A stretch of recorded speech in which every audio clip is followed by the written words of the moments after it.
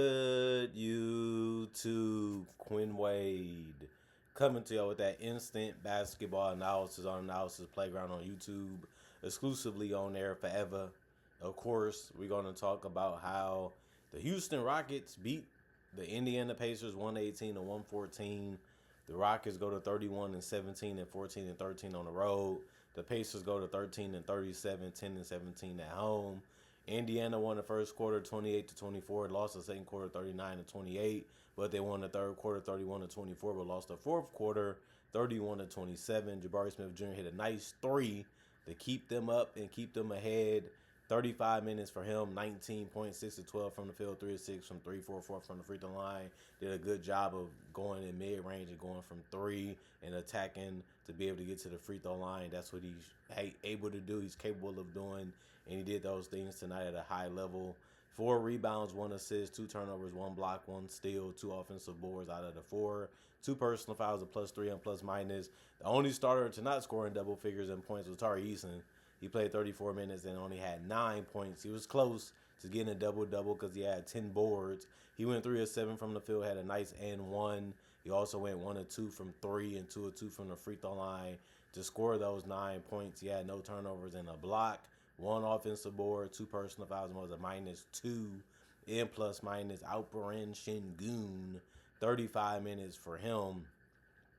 He had 39 points. They kept allowing him to take his time in that paint and get the hook shots and be physical to be able to get to the free throw line. He went 13 to 25 from the field. He took the most shots on the team, as he should. No Kevin Wayne Durant in this one. He was 0 of 2 from 3, 13 of 18 from the free throw line. He did miss some clutch ones, but they still was able to win because Thomas made a free throw that was able to put them up by 4. He also had 16 boards, so he had a double-double, almost 40 and 10. That's how good his night was. He had 4 assists. The worst part of his night was the 5 turnovers. And then he had 7 offensive rebounds out of the 16 and 2 personal fouls and was a +4 and +. He was playing with that extra effort all game and getting as close as he can to the basket, besides the 3-point shots that he ended up taking. Amen Thompson, if he would have played a little bit better, this game would have went a little bit more smoother. He played the most minutes on the team, which was 39. He had 16 points. He went 6 of 15 from the field, 4 of 5 from the free throw line. He still ended up with a double-double, even though he didn't shoot the ball the greatest. It also wasn't that bad. He did have 7 assists. He's been showing his playmaking chops the last couple games, but he did get 5 turnovers in this one also. He also got 2 steals and 2 blocks, 4 offensive boards, 4 personal fouls. It was a +13 and +. He had the most blocks on the team with those 2. And he was tied for the most steals in the game with Reed Sheppard with those 2. But Reed Sheppard played 25 minutes and had 11 points. He went 4 of 13 from the field, mainly because he went 1 of 7 from 3. If he would have shot the 3 ball better, he would have shot the better from the field, but not so much in this one. 2 of 2 from the free throw line. He did have 2 boards, 4 assists, 2 turnovers, 2 steals, and a block. 2 personal fouls and a +2 and +. He's a shaky shooter still. He gets the room, he gets the space. He just doesn't knock it down at a high enough rate, but he's still working on it, so we'll see what he becomes in the future. Dorian Finney-Smith played 17 minutes. He had 4 points. He went 1 of 2 from the field, missed his only 3. That was the only shot that he missed from the field, was that 3. But he did go 2 of 2 from the free throw line, got 3 boards, no turnovers in the steal, 2 personal fouls and a -8 and +. Jae'Sean Tate, 14 minutes, 8 points. He was 4 of 4 from the field. He had 3 rebounds, no turnovers, 1 offensive board, 1 personal foul. He was a +17 and +, all high percentage good looks from him. Clint Capella, he missed a lot of shots near the rim. He still finished with 4 points and went 2 of 2 from the free throw line, 1 of 5 from the field, and did all of that in 11 minutes. The highest and best thing he did was get 7 rebounds, and that was the most off the bench. He also had 3 assists, which was the most off the bench, and had 1 turnover in the block. That 1 block was the most off the bench. He also had 4 offensive boards out of the 7. He also had no personal fouls and was a -4 and +. And then Aaron Holiday, he can come in and score. He's quick, he's fast, and he played 17 minutes and had 8 points. 2 of 4 from the field for him. It was all 3 pointers besides going 2 of 2 from the free throw line. He had no turnover. He did get a steal, 2 personal fouls, and was a +8 and plus minus. Josh Okogie, 12 minutes. He went scoreless, no points, no free throws, so he couldn't do anything offensively. Plus, he only played 12 minutes, and he didn't get no opportunities or chances to do much. He did have no turnovers, no personal foul, and he finished as a -13 in plus minus. And then you look at the Indiana Pacers. Pascal had 27 points that led them in scoring. He played 33 minutes to get it. He went 12 of 21 from the field, 2 of 3 from the three-point line, 1 of 1 from the free throw line. He did have 4 rebounds, 5 assists, 3 turnovers in the steal, 2 offensive rebounds, 3 personal fouls, and a -8 and plus minus. He can shoot. He can score in the post. He's going to hunt his mismatches. He's going to get to that mid-range. He's going to get a drive on you every once in a while. And he's so good at it that it became an all-star for the 5th time. That's how good he is. And, he's still older, but he's still getting it done. Jay Huff, 12 minutes, 6 points, 2 of 7 from the field, 2 of 6 from 3.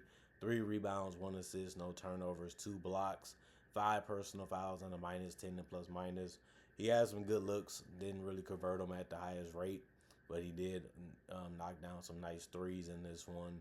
Other than that, he did the best protecting the rim sometimes throughout this game, and the 2 blocks shows that. Andrew Nembhard, 32 minutes, 7 points. He was 2 of 5 from the field, 1 of 2 from 3, 2 of 3 from the free throw line. He didn't score the most in this one, didn't take a lot of shots in this one, even though he played a good amount of minutes. He did have 1 rebound. The best thing he did tonight was get 8 assists. Did a good job of finding his teammates for good, open, quick, fast looks. He also had one turnover, 3 turnovers, 1 steal, 1 block, 1 personal foul.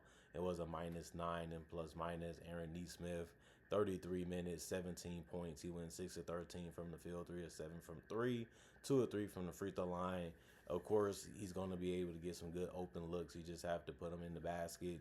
He did a good enough job of that in this one because he got almost to 20 points, and he hit a lot of them throughout the game to keep him in it. He did have 6 boards, 2 assists, 1 turnover, 1 block, 2 offensive rebounds, 1 personal foul in the -6 and plus minus. And Johnny Furphy played 14 minutes. He only had 2 points. He only took 1 shot from the field, and he made it.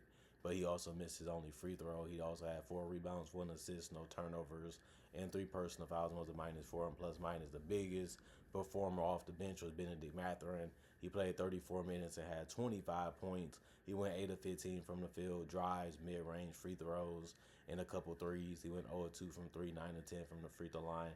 He had 4 rebounds, 5 assists, no turnovers, 1 offensive board, 2 personal fouls, and was a -7 and plus minus. Isaiah Jackson, 25 minutes, 6 points, 2 of 5 from the field, 2 of 3 from the free throw line. He had 6 boards, which was the most off the bench. He also had 4 assists, 2 turnovers, 4 steals. 4 steals was the most in the game for the Pacers. He also had 2 blocks, and if you want to be honest, 4 steals was the most in the game. 2 offensive boards, 5 personal fouls. That was the worst part of his night, was that he fouled a whole lot while he was out there. He was a +4 and plus minus. Jarris Walker, 23 minutes. He had 12 points. It was good to see him get double figures in points because he also went 5 of 9 from the field to get him, and 2 of 4 from 3. He had 4 rebounds, 1 assist, no turnovers in the steal, 2 personal fouls, and a +7 and plus minus. Micah Potter, 11 minutes, 5 points, 2 of 3 from the field, 1 of 1 from 3, 1 rebound, 2 assists, 1 turnover, 2 steals, 3 personal fouls, and a +2 and plus minus. TJ McConnell, 16 minutes, 5 points. He went 2 of 7 from the field, 1 of 1 from the 3-point line. He also had 2 assists with no turnovers in the steal, 2 personal fouls, a +5 and plus minus. And then Ben Shepherd, he played 7 minutes. He was a guy that played the lowest amount of minutes off the bench with those 7. He also had 2 points, and he made his only field goal. He also was able to get 2 assists with no turnovers, no personal fouls, and a +6 and plus minus. The bench came in right away and contributed. Obviously, they rebounded at a good level. They kept the ball moving. They kept finding ways to attack and kick, attack and dump, and it worked. And everybody off the bench scored. So you have to be happy about that, seeing that everybody helped in a positive way, and they came in and did their job. Even though the starters left a little bit more to be desired, the bench tried to do the best they can to make up for it, and they had a chance to win it. They was in it all the way down the stretch, but they just couldn't pull it out. 87 field goals by the Pacers, 49% for them. 87 field goals for the Rockets. They shot 46%. 26 threes by the Pacers, 46%. 22 threes by the Rockets, 32%. 37 free throws, 84% by the Rockets. 21 free throws for the Pacers, 76. I mean, that's a 16 difference when it comes to attempts from the free throw line. And the Rockets ended up making that a good enough percentage. 56 rebounds for the Rockets, 33 for the Pacers, 33 assists for the Pacers, 20 for the Rockets, 10 turnovers for the Pacers, 15 for the Rockets, 10 steals for the Pacers, 7 for the Rockets. Both teams had 6 blocks, 7 offensive rebounds for the Pacers, 19 for the Rockets, 26 defensive rebounds for the Pacers, 37 for the Rockets, and then 27 personal fouls for the Pacers, 17 for the Rockets. Too many free throws taken by the Rockets, and on top of that, too many rebounds. And then it was just about who can control the game when it mattered most. The Pacers had some good looks, some good opportunities. So did the Rockets. The Rockets did a good enough job of scoring and staying ahead and hitting the big shots when those times and the moments was there. And the Pacers just couldn't do the same enough to be able to pull this one out and get the win. And they just couldn't get the stops. You know, even when the free throws and stuff was missing, the Pacers couldn't come down and score. While the Rockets was able to come down and get another opportunity, and they was able to score. And next thing you know, the game was basically over. You know, it can be close. It can be still hard and tough because you know you got to work for every basket. You have to find a way to get the most comfortable shots you can. And even then, it's not guaranteed to go in. And that's what the Pacers been going through a lot this season. They've been in grind games, fight games, and they always just come up just a little bit short on the end of the stick and get the loss instead of getting the win. And that's one of the reasons why their record looks the way that it does. It's just because they're not great at closing out games and they're not great at making the clutch baskets. And like I said before, they're 13 and 37 and 10 and 17 at home. And that's basically we already ended our season. Let's play as best basketball as we can for our own livelihood and our own careers, and also for the love of the fans that still believe in us and want to come watch and see us play and still respect us, even though our record isn't that great. Other than that, the Rockets should have won this one. They ended up getting it done. They should be happy and proud of themselves, pat themselves on the back, and get ready for the next couple, just like the Pacers. Comment, like, subscribe, share. Hit that notification bell to get that analysis when it first come out. Y'all stay blessed up. Y'all stay good. Peace. And I'll see y'all later today with more analysis.